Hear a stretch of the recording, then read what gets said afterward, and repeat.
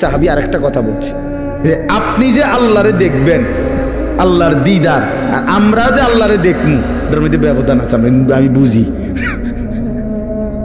আপনি আল্লাহরে দেখা যাই, আপনি আল্লাহর দিদার পাবেন, সেইটার যেই শান, আমি আল্লাহরে দিদার পাওয়া এটার শান আলাদা, এটা আলাদা বিষয়।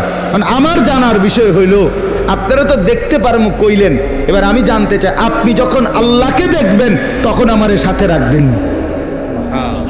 আল্লাহর নবী বললেন, সাহাবী আমি ওয়াদা দিলাম আমি তখনও তোমাকে সাথে রাখবো।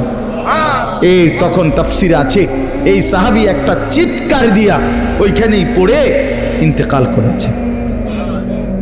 নিকল যায় দম তেরে কদমোं के नीचे यही दिल की हसरत यही दिल की आरज़ू है।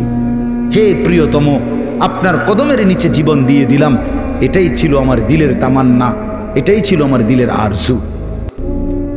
আল্লাহ আমাদেরকে তৌফিক দান করেন।